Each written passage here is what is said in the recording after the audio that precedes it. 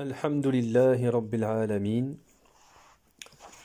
Wassalatu wassalam ala nabiyyina Muhammad wa ala alihi wa sahbihi ajma'in amma ba'd. Tayyib. Donc un nouveau cours, Inch'Allah ta'ala, concernant la parure de l'étudiant en sciences religieuses, Hilyatu Talibil Ilm. Et nous sommes toujours dans le chapitre numéro 5 et nous avons atteint le point, nous sommes arrêtés au point numéro 38. Le point numéro 38.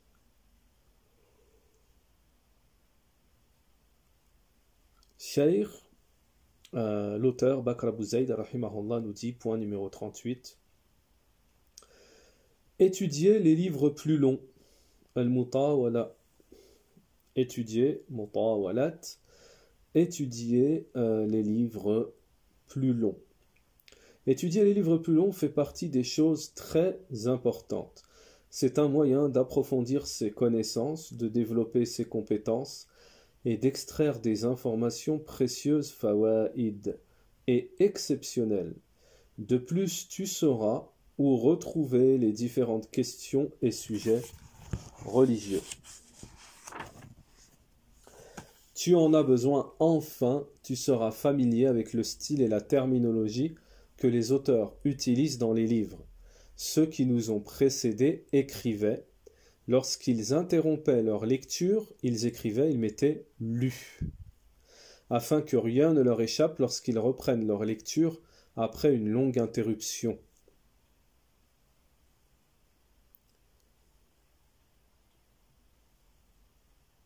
Taïb. Donc, Inch'Allah ta'ala, nous allons donner l'explication du Cheikh Al-Uthaymin, rahimahullah, et alors à savoir, la première faïda concernant ce point numéro 38, le fait de se plonger dans les livres, on appelle ça al-mutawalat, les livres qui sont considérés comme longs, en plusieurs volumes, les livres longs.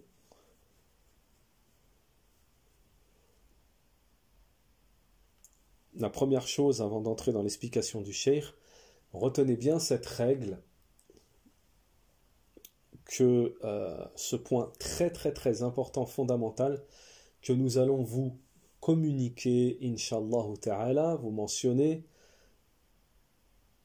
et qui pourra vous servir dans les sciences religieuses, dans plusieurs domaines, et qui pourra également vous servir dans la vie de tous les jours. Comme vous le savez, c'est que les gens, An-nas mutafawatun, c'est-à-dire que les gens sont différents les uns des autres.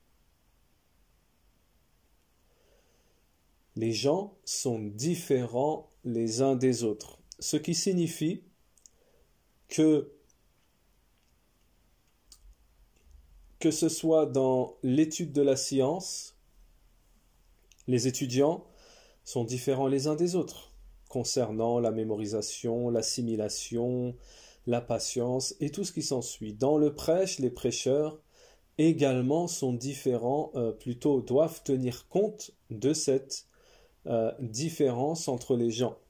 Ils doivent tenir compte dans leur prêche, dans la manière de prêcher et à qui, comment prêcher à qui, puisque les gens sont différents les uns des autres. Naham. Alors ici, concernant cette première parole, dans le point numéro 38 de notre cheikh Bakr Abu Zayd, rahimahullah, comme nous l'avons dit à plusieurs reprises dans les cours précédents, il faut savoir que le cheikh, le grand savant, dans cet ouvrage, dans ce petit épître, ce petit ouvrage, le cheikh, il s'adresse à des étudiants. Il s'adresse à des étudiants Donc des étudiants, on dira niveau intermédiaire, débutants, niveau intermédiaire. Alors,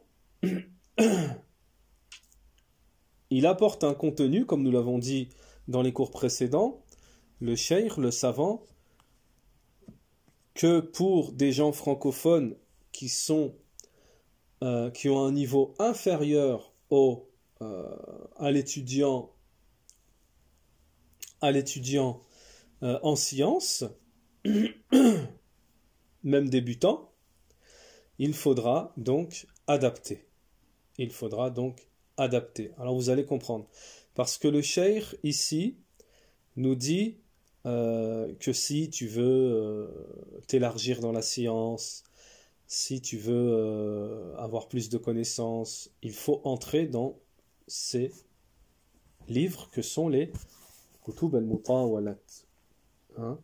Étudier les livres plus longs fait partie des choses très importantes. C'est un moyen d'approfondir ses connaissances, de développer ses compétences et d'extraire des informations précieuses, fawaïd et exceptionnelles. De plus, tu sauras où retrouver les différentes questions et sujets religieux. Tayyib. Alors pourquoi on a parlé du fait que les étudiants sont différents les uns des autres? C'est parce que en réalité, le fait de, entre parenthèses, mettre son nez dans les livres, les longs livres, c'est-à-dire qu'ils sont beaucoup détaillés, il y a beaucoup de détails dedans. Ce sont les livres, ce ne sont pas des résumés, ce sont des détaillés. Ça, ce n'est pas tout le monde qui peut faire cela. Et on va voir ce que va nous dire Cheikh Al-Uthaymin sur ça. Mais vous constaterez, et ça c'est de sources sûres que nous vous apportons cela, on a été dans des classes, et nous sommes dans des classes d'étudiants, où on a souvent des étudiants, par exemple dans le fiqh, qui se plaignent que l'ouvrage que nous étudions par exemple dans la classe, cet ouvrage est trop détaillé. Les khilaf, les machins, Et pourtant, ce n'est pas... déjà, pourtant, on peut même pas dire que c'est un livre long. Long. El-Muhim. Alors qu'il y en a d'autres qui vont vous dire, non, c'est super, c'est très bien, on est très bien. Et d'ailleurs, c'était la même chose pour nous lorsque nous étions à l'institut de Cheikh Moukbel à l'époque. Nous avions un des élèves de Cheikh Moukbel qui était un professeur de Tawhid et qui détaillait beaucoup. Alors nous, ça nous plaisait, on aimait beaucoup ça, alors que d'autres étudiants nous disaient non, ce prof il détaille trop. Donc, par rapport à ces exemples que nous vous avons fournis à l'instant, vous pouvez conclure que, et comprendre, assimiler que les gens sont différents dans l'apprentissage les uns des autres. C'est pour ça que Cheikh Al-Uthaymin rahimahullah nous dit concernant ce point. Cheikh Al-Uthaymin nous dit concernant ce point. ما ذكره المصنف من جرد المطولات فيه نظر. Cheikh Al-Uthaymin nous dit concernant ce qu'a mentionné l'auteur sur le fait d'entrer dans les livres longs, détaillés, il y a remarque à faire ici. Il y a remarque à faire. فقد يكون فيه مصلحة للطالب وقد يكون فيه مضرة. Le Cheikh Al-Uthaymin rahimahullah nous dit il se peut qu'il y ait pour l'étudiant un intérêt, donc à se plonger dans les livres longs, comme il se peut qu'il y ait pour l'étudiant quelque chose de nuisible en se plongeant dans les livres détaillés, dans les livres longs. Regardez ce que nous dit Cheikh Al-Uthaymin rahimahullah à la suite. Si l'étudiant est débutant,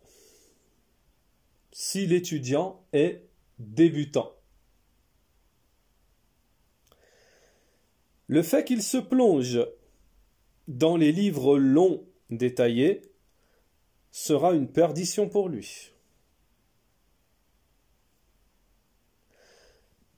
C'est comme une personne, un homme qui ne sait pas nager et qui se plonge dans l'océan, qui plonge dans l'eau.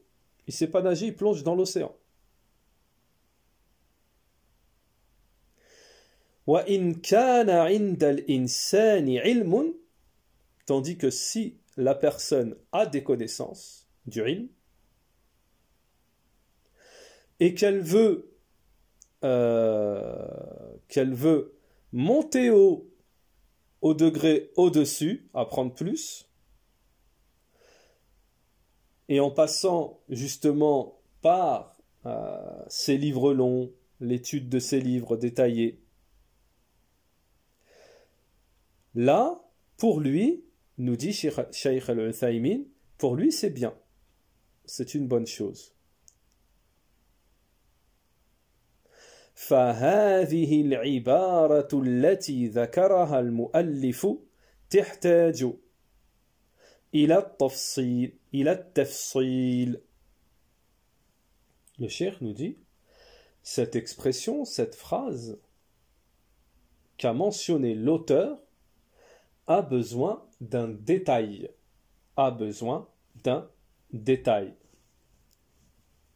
Donc, nous faisons une petite parenthèse.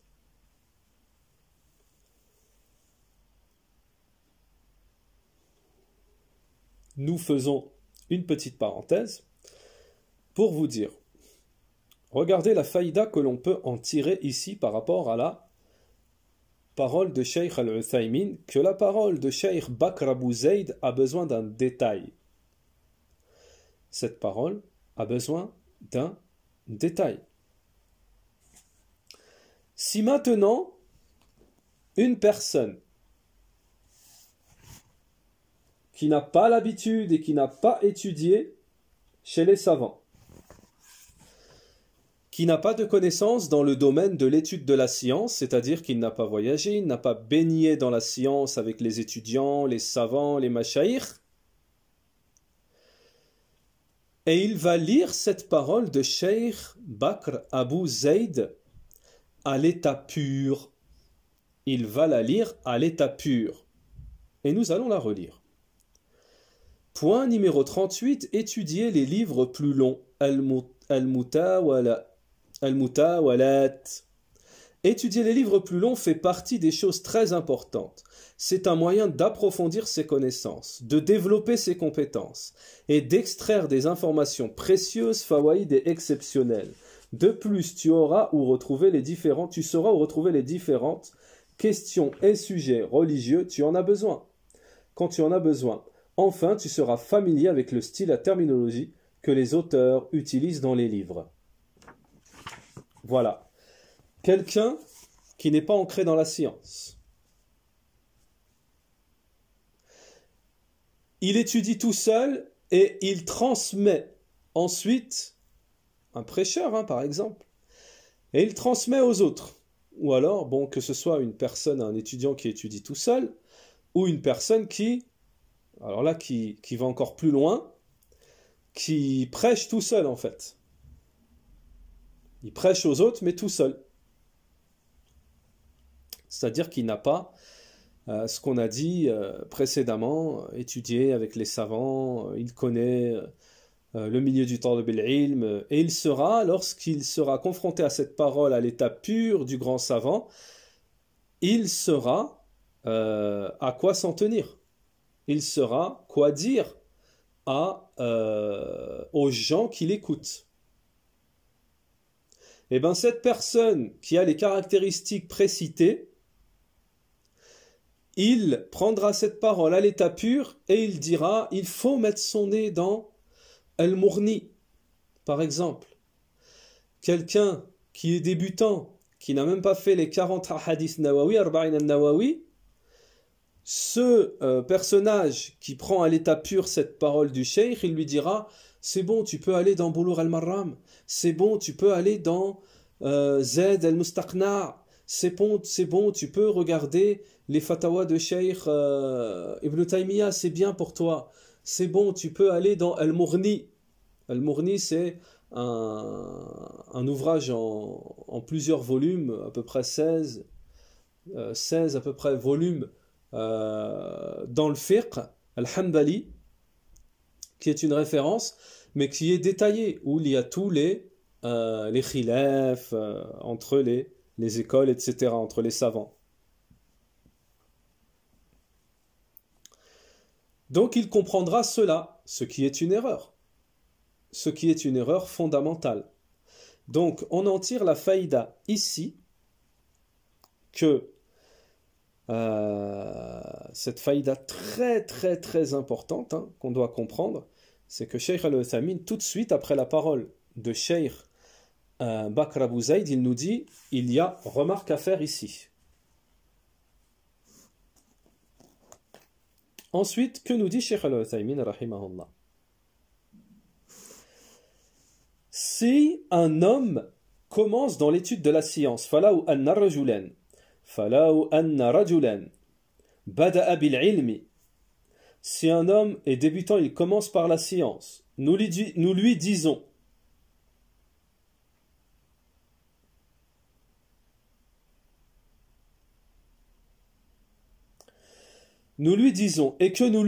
pardon, tu peux aller réviser, regarder Al-Mughni, c'est l'ouvrage qu'on vient de vous mentionner.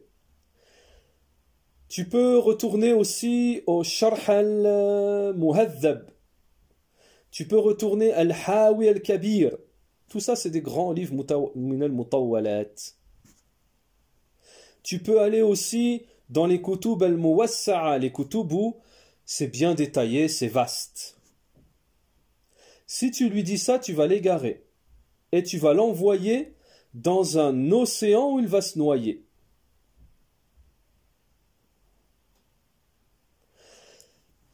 Tandis que celui à qui Allah Ta'ala a donné de la science, il veut s'élargir. Il veut que sa science soit plus vaste. Celui-là, alors, nous lui disons, tu peux entrer dans les livres longs, les tomes détaillés. Et regardez, écoutez bien l'exemple que va nous donner Cheikh Al-Uthaymeen rahimahullah. وَقَدْ ذَكَرَ لِي بَعْضُ الْإِخْوَةِ. Parmi mes frères, il y en a certains qui m'ont mentionné Anna Sheikh Abdullah ibn Abdurrahman Aba Batin.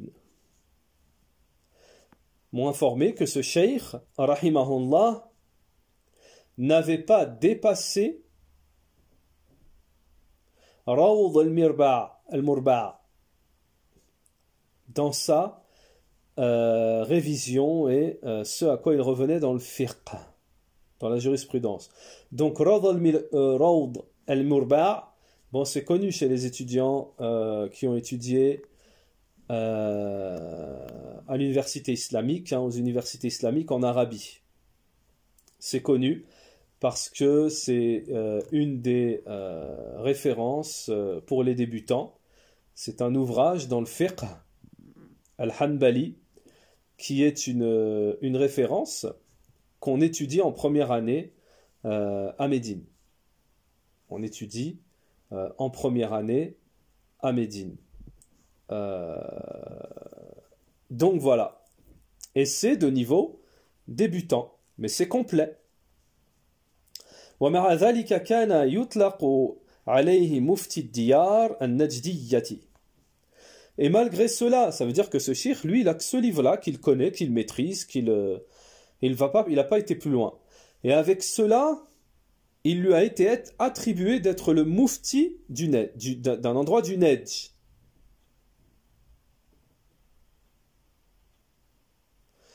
لكنه يكرره ويتأمله منطوقا مفهوما وإيماء إشارة. En gros, Cheikh Al-Uthaymin nous dit, mais malgré ça, ce cheikh, il a que ce livre-là, hein, mais il l'a maîtrisé, assimilé, répété, compris.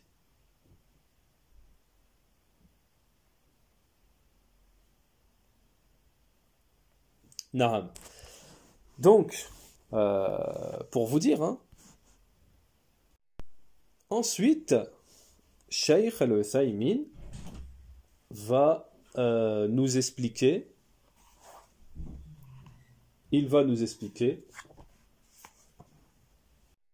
la parole de l'auteur, comme nous l'avons lu au tout début, la parole de l'auteur, lorsque l'auteur nous dit « Ceux qui nous ont précédés écrivaient, lorsqu'ils interrompaient leur lecture, ils écrivaient « lu » afin que rien ne leur échappe lorsqu'ils reprennent leur lecture après une longue interruption. Cheikh Al-Uthaymin rahimahullah nous dit,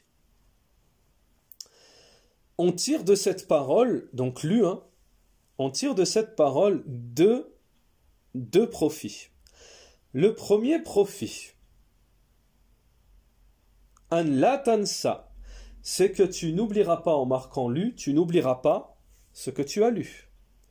Parce qu'il se peut que la personne oublie, il ne sait pas après à quelle page il se trouve.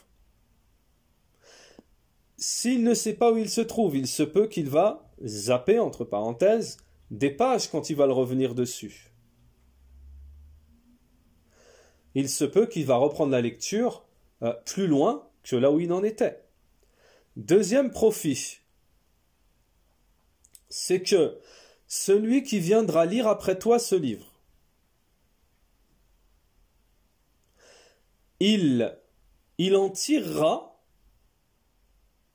une certaine perfection de ta part et une confiance comme quoi tu as lu ce livre et que tu as excellé dans la lecture de ce livre, que rien ne t'a échappé.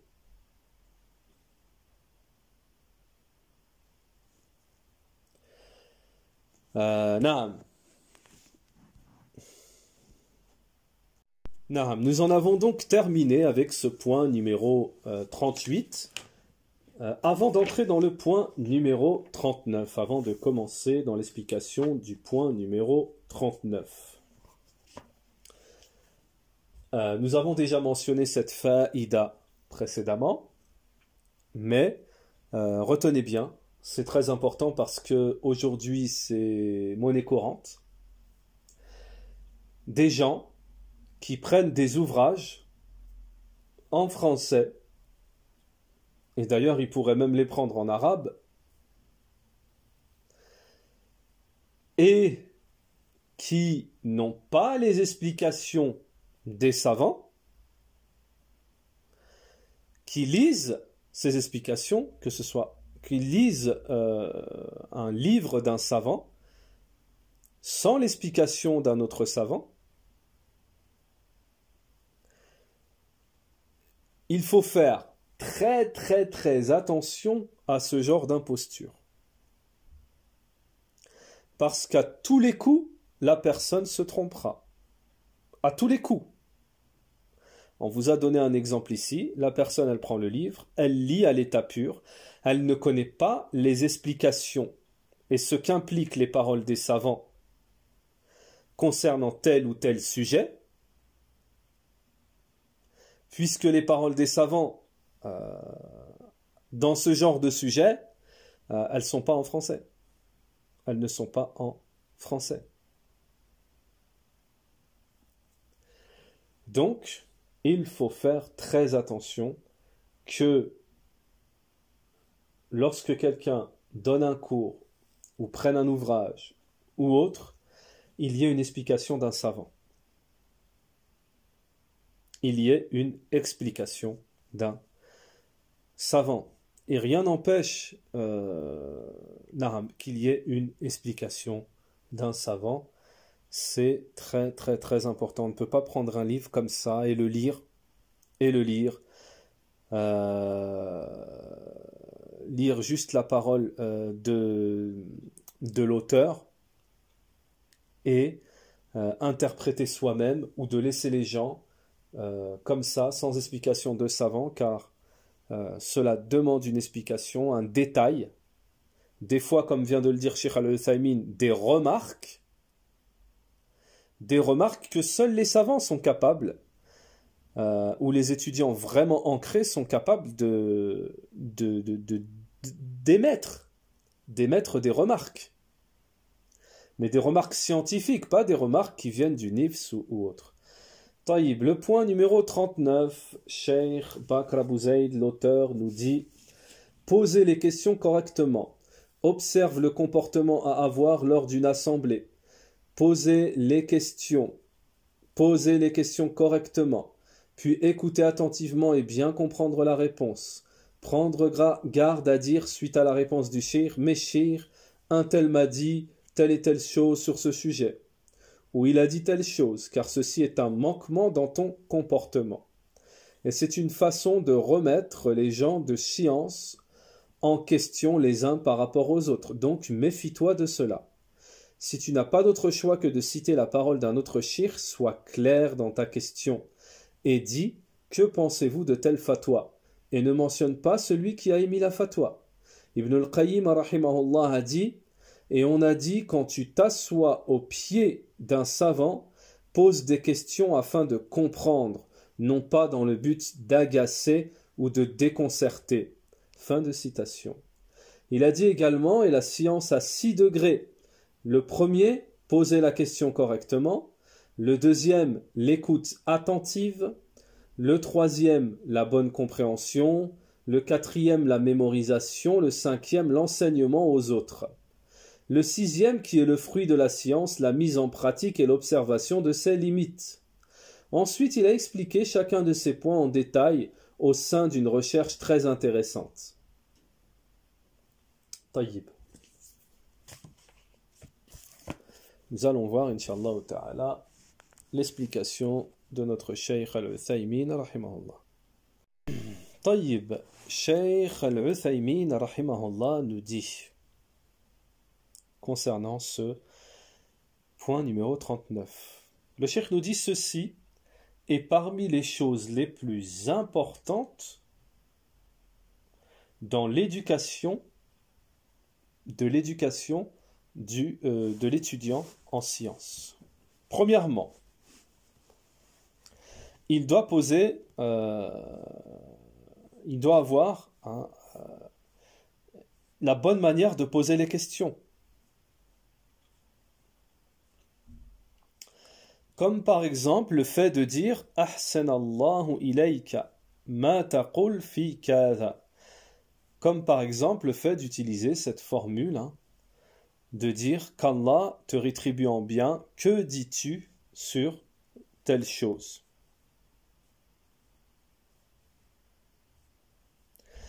Et même s'il n'utilise pas cette formule de bien, cette expression, formule, il devra alors avoir un bon comportement lorsqu'il pose sa question. C'est la première chose. La deuxième chose, il devra bien écouter.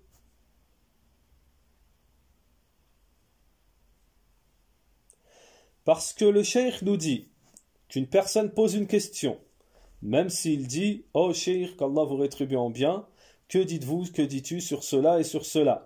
Puis il se tourne vers ses amis et il parle avec eux. Le cheikh nous dit ça convient pas, ça se fait pas. Troisième chose, Cheikh Al-Uthaymin nous dit la bonne compréhension de la réponse.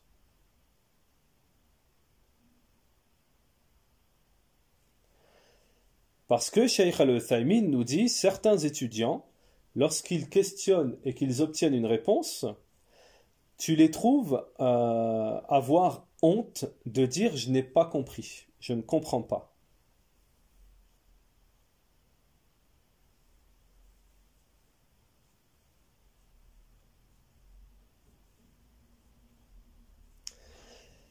Cheikh Al-Uthaymin nous dit وَالَّذِي يَنْبَغِي لِطَالِبِ الْعِلْمِ أَنَّهُ يَقُولُ ce qu'il faut absolument chez l'étudiant en sciences, lorsqu'il est dans ce cas, il ne comprend pas, c'est de dire je ne comprends pas, mais avec comportement. Ceci sont les trois choses faisant partie هذه ثلاثة أشياء, trois choses qui font partie du comportement de l'étudiant en sciences, nous dit Cheikh Al-Uthaymin.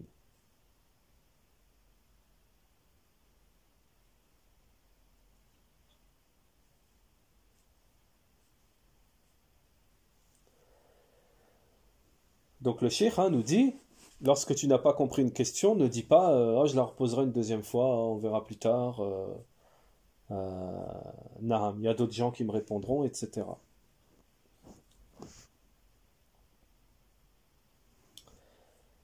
Puis, Shaykh Al-Uthaymin, rahimahullah, nous dit, première chose, bien poser la question.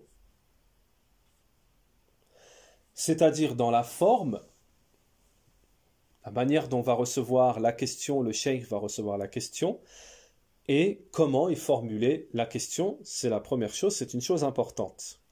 La deuxième chose, bien écouter. Bien écouter dans le sens où celui qui te répond, il va comprendre et sentir que tu l'écoutes. Il va comprendre et sentir que tu l'écoutes. Et troisième chose, Cheikh Al-Uthaymin nous dit une bonne compréhension. C'est-à-dire une compréhension authentique, une vraie compréhension.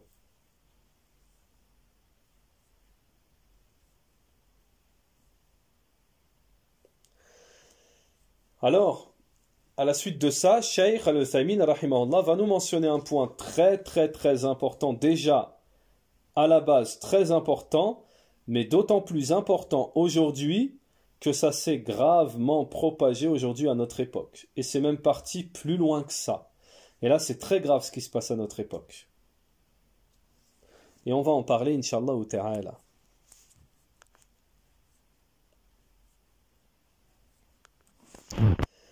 Cheikh Al-Uthaymin nous dit ثم يتبع هذا الموضوع مسألة مهمة. Puis ce sujet est suivi par une question importante. Également un sujet très important. وهي أن بعض الناس بعد أن يفهموا plutôt بعدما يفهموا الجواب يقول لكن قال شيخ فلان كذا وكذا. Cheikh Al-Uthaymin nous dit c'est qu'il y a certaines personnes parmi les gens, après qu'ils aient compris la réponse, ils disent mais il y a Cheikh un tel et un tel qui disent cela en plein milieu de l'assise, du cours. Cheikh Al-Uthaymin rahimahullah nous dit ceci fait partie du mauvais comportement, de la mauvaise éducation. Parce que cela signifie que tu ne te satisfais pas de sa réponse. Et que tu viens semer la confusion entre les savants, al-balbala. Et que tu viens semer la confusion entre les savants. لكن إن كان ولا بد فيقول فإن قال قائل ثم يورد ما أجب به الشيخ الثاني لأن أحدا لا يفهم أنه إذا قال قائل أنه أراد بذلك جواب الشيخ آخر.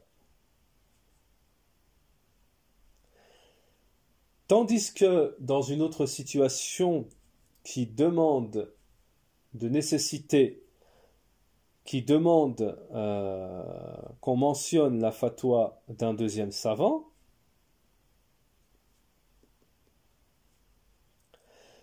cela, il n'y a pas, nous dit le cheikh, de problème à ça, mais comme on l'a vu précédemment, mais il y a une manière de faire. Il y a une manière de faire. Ce n'est pas c'est lorsqu'il y a une demande de compréhension, qu'on n'a pas compris quelque chose. Mais par rapport à une autre parole de savant, ou par rapport à une divergence ou autre, mais ce n'est pas parce que notre nefs n'est pas satisfait de la réponse du cheikh que l'on va chercher que l'on va mentionner la divergence pour débattre avec le cheikh ou pour lui faire dire ou le décrédibiliser, ou bien, comme l'a dit le cheikh, semer la confusion entre les savants. Alors, comme nous l'avons mentionné au tout début, avant d'entrer dans cette question, qu'aujourd'hui, on a un grand problème avec ça. Quel est le problème? C'est qu'il y a beaucoup de gens aujourd'hui se réclamant des gens de la sunna qui joignent les gens de science et particulièrement les gens de science qui vont leur dire ce qu'ils veulent entendre. Ou qui posent, encore plus grave, qui posent des questions à des ulama, des mashaïr, des étudiants, et qui ensuite ils ne sont pas satisfaits, ils vont chercher les réponses ailleurs. Ça, c'est très grave et ça a un jugement dans l'islam. C'est très grave de faire ça. Celui qui suit ses passions. Celui qui suit ses passions. Et d'ailleurs, on n'entre pas dans les détails et on ne vise pas particulièrement, spécifiquement,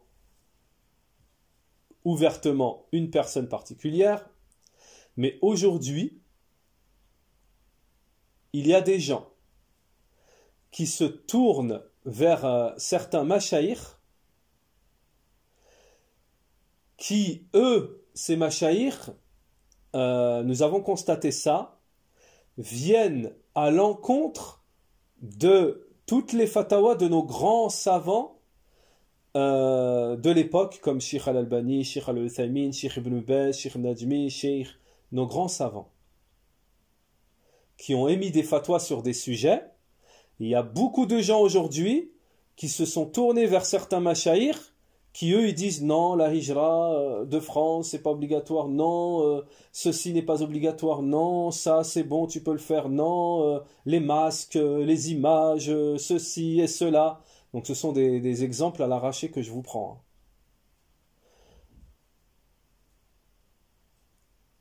Alors le cheikh devient peut-être à ses dépens, ne souhaite pas cela, il devient la référence. Et voilà, on ne pose des questions que à ce cheikh. Et ce cheikh, bon lui ce sont ses positions, ce sont ses positions, mais elles viennent complètement à l'encontre de celles des grands savants. Alors on ne remet pas le cheikh forcément en cause, mais les gens qui se tournent comme ça, alors qu'il y a déjà les fatawas des grands savants, ils n'appelleront pas le comité permanent des savants. Ils ne regarderont pas la fatwa de Sheikh al-Uthaymin sur le sujet. Non, ils cherchent quelque chose qui va les conforter. Et wallahu a'lam, c'est comme ça qu'on finit dans la ikhwaniyya. À force de persister. Et si vous voulez le dalil, il n'y a pas de souci. Nabi alayhi salatu wassalam, dans un hadith authentique, il nous dit Al-halalu bayyin wal-haramu bayyin wa baynahuma al-umur al-mushtabiha ou mutashabiha, al-mutashabiha. Le licite, il est clair, il est éclairci. L'illicite également, il est clair, il est éclairci. Et entre les deux, il y a tout ce qui porte à ambiguïté. Traduction rapprochée du hadith.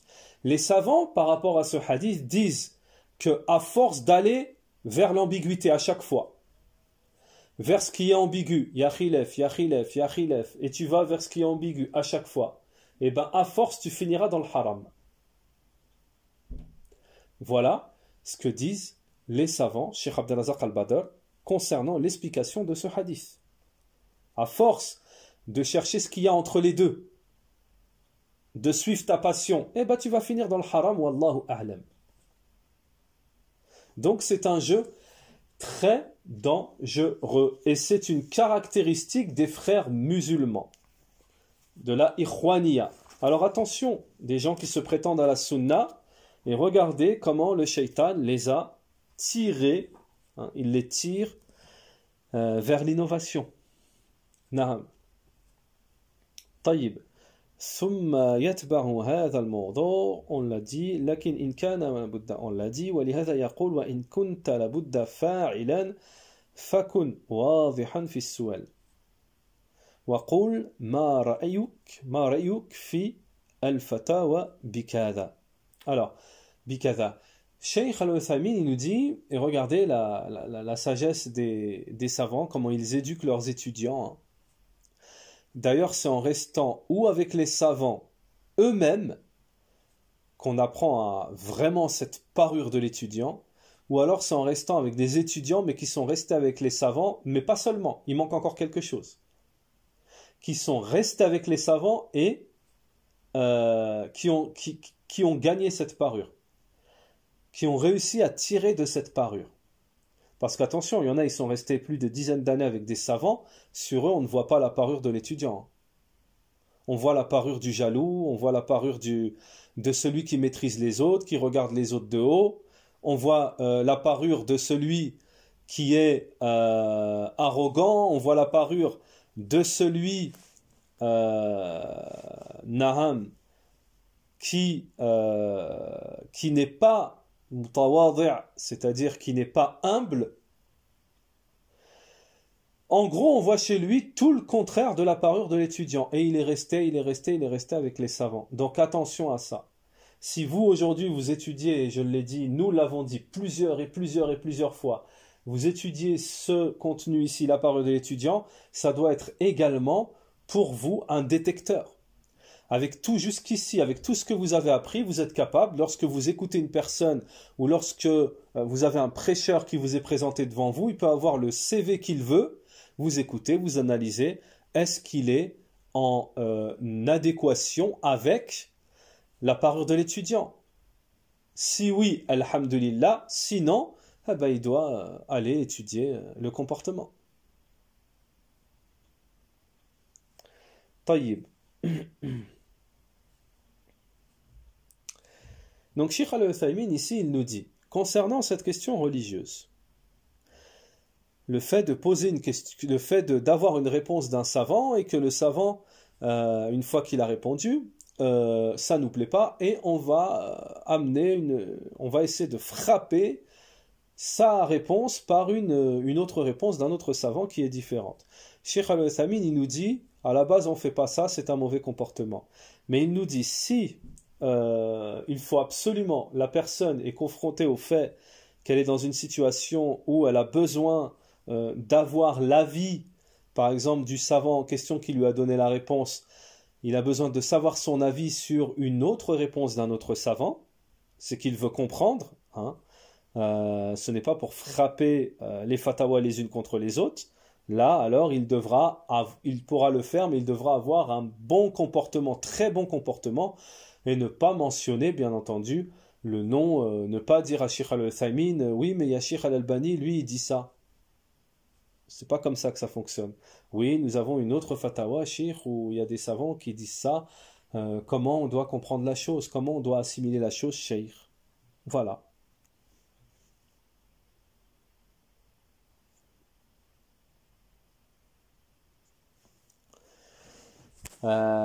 طيب. Alors, Cheikh Al-Uthaymin, rahimahullah, nous dit concernant ce comportement qui est adopté par certaines personnes, ou ce comportement que nous venons de voir ici par rapport à la réaction lorsqu'on a une réponse d'un savant. Cheikh Al-Uthaymin, il nous dit il y a 3 degrés, c'est-à-dire il y a 3 genres de réactions, 3 genres de personnes, 3 degrés. Le premier degré nous dit c'est le pire. C'est de dire au savant, après qu'il ait répondu, oui mais cheikh, il y a un tel qui dit ça et ça. Surtout si le cheikh est très apprécié et très écouté des gens, on ne fait pas ce genre de choses. Pour le rabaisser, pour le décrédibiliser, etc., etc. Deuxième degré. C'est celui que nous avons mentionné précédemment, c'est celui qui est dans le cas de nécessité, qui dit « Cheikh, que voyez-vous, que pensez-vous de telle fatwa, à tel sujet car il y a des gens qui ont, d'autres savants, qui ont fait un avis religieux différent du vôtre. » Ça, c'est le deuxième cas. Puis Cheikh Al-Uthaymeen nous mentionne le troisième cas qui est le meilleur. Cheikh Al-Uthaymeen nous dit c'est que la personne dise فَإِنْ قَالَ قَائِلْ كَذَا وَكَذَا لِأَنَّ هَذَا لَا يَفْهَمُ مِنْهُ أَحَدٌ donc le troisième وَهِيَ أَحْسَنُهَا أَنْ يَقُلْ c'est que la personne dise فَإِنَّ قَالَ قَائِلْ si une personne, la personne elle dise en réponse au cheikh, le cheikh il lui a donné la réponse et la personne elle lui dit oui, cheikh, nous n'avons pas très bien. Alors, c'est que la personne dise, cheikh, et si une autre personne dit ceci ou cela, au lieu de dire, comme dans le plus mauvais cas, le premier degré, de dire, il y a un tel cheikh qui dit cela et cela. Dans le deuxième degré, le fait de dire, cheikh, il y a une autre fatwa qui dit cela et cela. Là, dans le troisième degré, le cheikh nous dit, c'est le meilleur, c'est si jamais, c'est de dire au cheikh, et cheikh, et s'il y a une personne, par exemple, qui dit ça ou qui dit ça. La personne fait mine de ne pas comprendre, hein, de poser la question en réponse au cheikh, par rapport à la réponse au cheikh.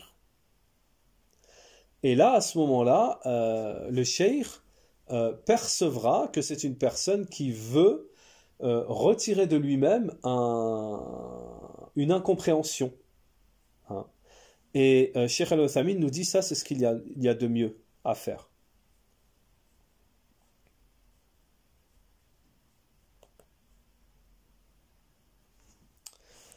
Cheikh Al-Uthaymeen également, hein, toujours dans le même sujet, nous dit « Walaw qala as-sa'il » et si un questionneur, le questionneur dit فَإِنَّ قَالَ قَائِلْ كَذَا وَكَذَا يَنْبَغِي أَنْ لَا يَكُونَ عِنْدَنَا عِلْمٌ بِأَنَّ هَذِهِ الْفَتْوَى مَشْهُورَةٌ لِأَنَّهُ إِذَا كَانَ عِنْدَنَا عِلْمٌ بِأَنَّ هَذِهِ الْفَتْوَى مَشْهُورَةٌ صَارَ كَالتَّصْرِيحِ بِأَنَّ فُلَانًا قَالَهَا. Donc, c'est la même chose qu'on a dit précédemment, c'est le fait de faire mine, de dire, et si quelqu'un par exemple dit ça ou ça, mais sans mentionner, sans faire paraître qu'on connaît, qu'on sait qu'il y a des fatwas connus qui contredisent le cheikh.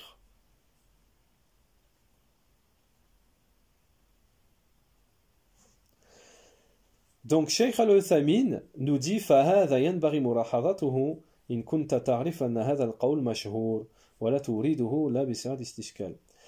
Donc, Cheikh Al-Uthaymeen nous dit ça, c'est une manière d'adopter les choses, hein, d'aborder les choses, mais de ne pas mentionner les paroles connues. Il ne faut pas lui ramener au savant la chose d'une manière qui sera problématique. Hein, lui ramener la chose d'une manière qui sera problématique.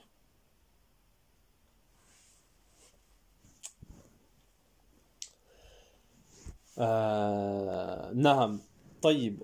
Donc, Inch'Allah, aujourd'hui, ce point n'est pas terminé parce qu'ensuite il y aura les points que l'auteur nous mentionne. Il nous a mentionné 6 points, l'auteur. Il nous a mentionné 6 points, les points d'Ibn al-Qayyim. Et ces 6 points, Inch'Allah, on les expliquera dans le cours prochain, Inch'Allah ta'ala. On essayera de donner un petit détail sur cette question que nous mentionne l'auteur ici et qui est très très très importante. Subhanakallahumma wa bihamdik wa ashhadu an la ilaha illa ant wa astaghfiruka wa atubu ilayka.